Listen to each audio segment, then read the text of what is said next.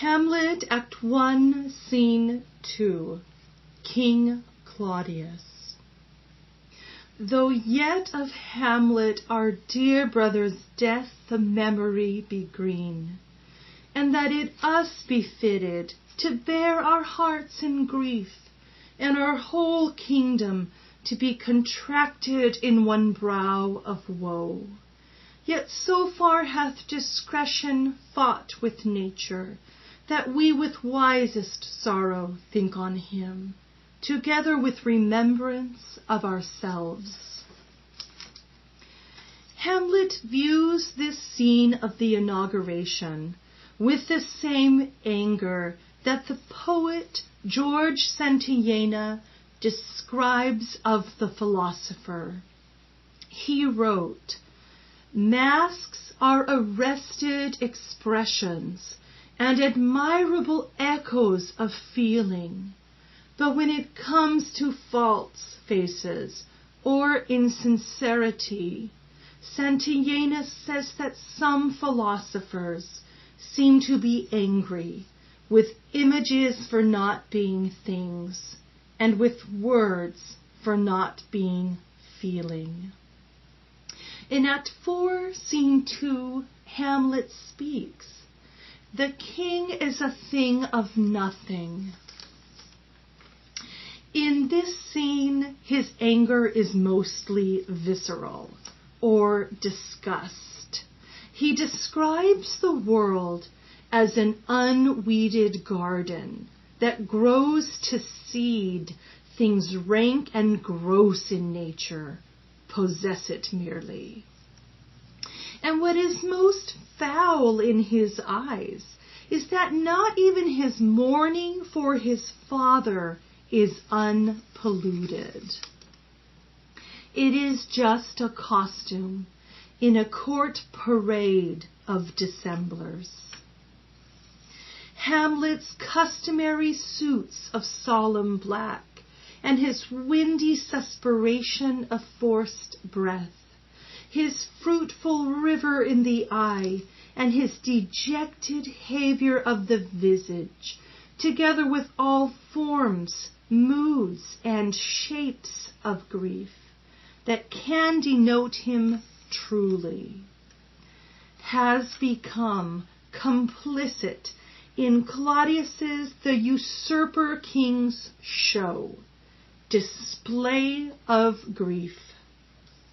His father should be honored in death, not with this charade. Hamlet's anger is subconscious.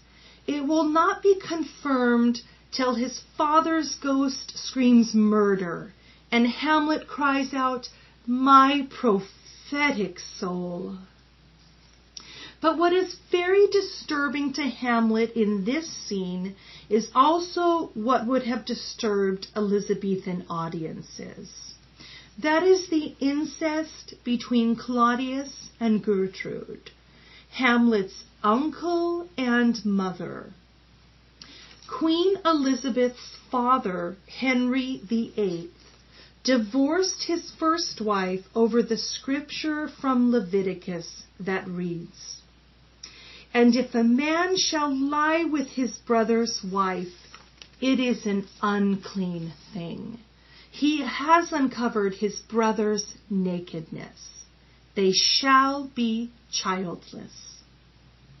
Although Henry VIII had a daughter with his first wife, he took this scripture as proof for no son. He then married Queen Elizabeth's mother, legitimizing the path for Elizabeth to come to the throne. So for Hamlet, all of this has taken him to the breaking point. The Garden of Eden that once was is now infested with a snake that wears his father's crown. And Hamlet will call him a damned villain, that one may smile and be a villain. Yes, Hamlet is going through a pretty rough time.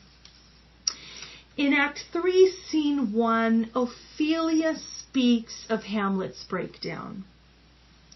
Oh, what a noble mind is here overthrown!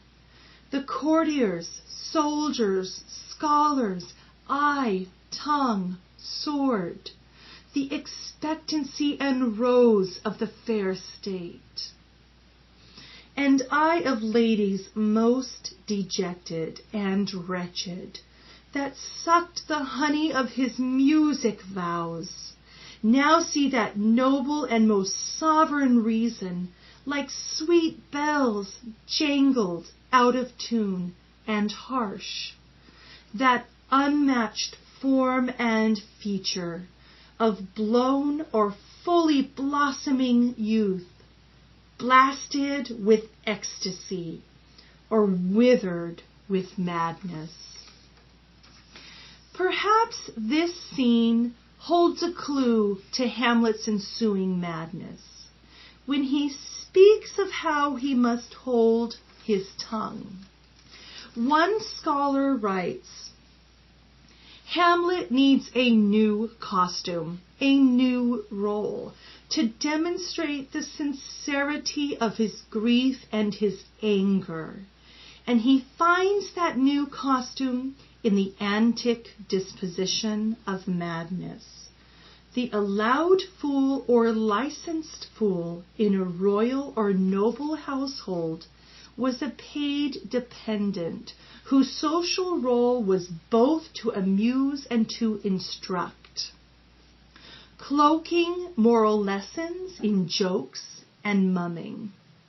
Hamlet the prince now becomes his own household's fool and allows himself to speak the truth.